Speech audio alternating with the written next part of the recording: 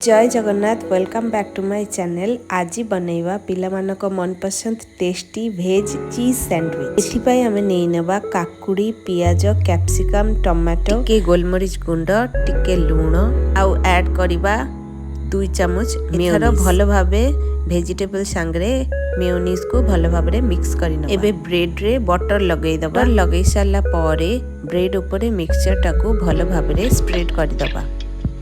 एबे ऐड करिबा अल्प टिके चिली फ्लेक्स आउ टिके ऑरिगेनो। चिली फ्लेक्स चाहिए स्किप करि पारंती। एबे ब्रेड ऊपर चीज रो गोटे स्लाइस दे दबा। आपण चाहिए एटा चीज छड़ा भी करि पारंती। चीज छड़ा करले अल्प समय पर ग्रिल करले भी चलिबो। एबे हमें यहाँ को ओटीजी रे 220 डिग्री टेम्परेचर रे 10 मिनिट पर ग्रिल करिना। यहाँ को गैस रे मीडियम फ्लेम रे रखी फ्राइंग पैन रे भी ग्रिल करि पारंती।